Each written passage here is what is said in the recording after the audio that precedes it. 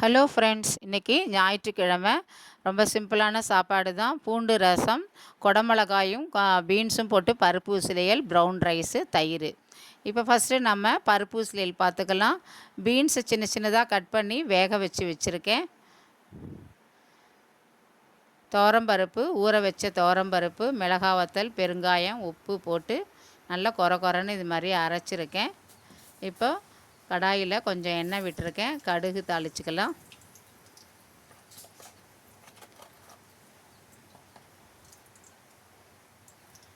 கொஞ்சம் பெருங்காயம், கருவேப்பிலை போட்டு தாளிச்சுக்கலாம். இப்போ அரைச்சி வச்சுருந்த பருப்பு உசிலியல் அதை போட்டு நல்லா கலந்து விட்டுக்கலாம். கொஞ்சம் நல்லா வேகட்டும். கொஞ்சம் வெந்துருச்சு. நல்லா கொஞ்சம் மஞ்சத்தூள் போட்டிருக்கேன். நல்லா இப்போ இதை கலந்து விட்டுப்போம். நல்லா வெந்துருச்சு பாருங்கள். இப்போ நான் குடமிளகாயும் பீன்ஸையும் எடுத்து இதில் போட்டுக்கிறேன். சூப்பர் டேஸ்டான பருப்பு உசிலியல் ரெடி. அடுத்தது நம்ம பூண்டு ரசம் எப்படி பண்ணுறதுன்னு பார்க்கலாம். நான் கொஞ்சம் புளியை கரைச்சி விட்டுருக்கேன். ஒரு தக்காளி பழம் கட் பண்ணி போட்டுக்கிறேன்.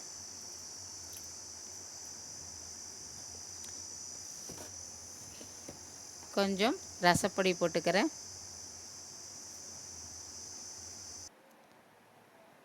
தேவைக்கேற்ப உப்பு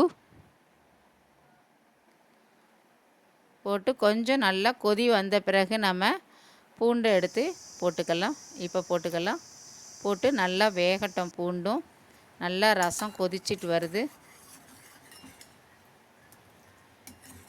நல்லா ரசம் கொதித்து நல்லா வற்றி வந்துடுச்சு. நான் பருப்பு வேக வச்சு நல்லா கரைச்சி விட்டுருக்கேன். தண்ணி வச்சு நல்லா கரைச்சி வச்சுருக்கேன். அதை எடுத்து இப்போ நம்ம இதில் விட்டுக்கலாம். இப்போ ரசத்துக்கு தாளிச்சுக்கலாம். கொஞ்சம் நெய் விட்டுருக்கேன். கடுகு, ஜீரகம், பெருங்காயம் தாளிச்சிட்டு கொஞ்சம் கருவேப்பிலை போட்டுக்கலாம். எடுத்து இது நம்ம ரசத்தில் போட்டுடலாம். இப்போ அடுப்பை ஆஃப் பண்ணிடலாம். நல்லா கலந்து விட்டுட்டு இப்போ நம்ம கொத்தமல்லி கொஞ்சம் போட்டுக்கலாம். சூப்பர் டேஸ்டான ரசம் ரெடி.